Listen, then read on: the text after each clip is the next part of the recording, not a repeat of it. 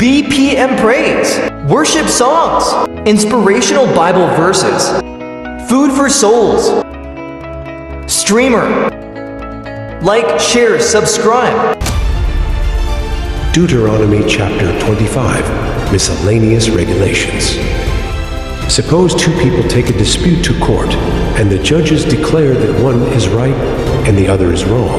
If the person in the wrong is sentenced to be flogged, the judge must command him to lie down and be beaten in his presence with a number of lashes appropriate to the crime, but never give more than 40 lashes. More than 40 lashes. Publicly humiliate your neighbor. You must not muzzle an ox to keep it from eating as it treads out the grain. If two brothers are living together on the same property, and one of them dies without a son, his widow may not be married to anyone from outside the family. Instead, her husband's brother should marry her and have intercourse with her to fulfill the duties of a brother-in-law. The first son she bears to him will be considered the son of the dead brother, so that his name will not be forgotten in Israel.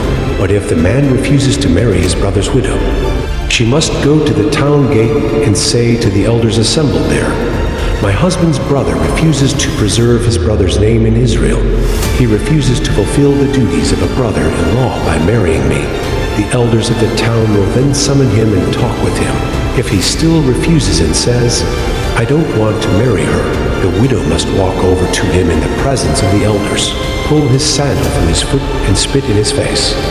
Then she must declare, "This is what happens to a man who refuses to provide his brother with children. Ever afterward in Israel, his family will be referred to as the family of the man whose sandal was pulled off."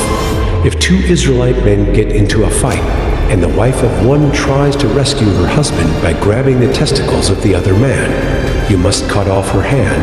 Show her no pity. You must use accurate scales when you weigh out merchandise, and you must use full and honest measures. Yes, always use honest weights and measures, so that you may enjoy a long life in the land the Lord your God is giving you. All who cheat with dishonest weights and measures are detestable to the Lord your God. Never forget what the Amalekites did to you as you came from Egypt. They attacked you when you were exhausted and weary, and they struck down those who were straggling behind. They had no fear of God. Therefore, when the Lord your God has given you rest from all your enemies in the land he is giving you as a special possession, you must destroy the Amalekites and erase their memory from under heaven. Never forget this. Thank you for watching. Please subscribe, comment, and like for more.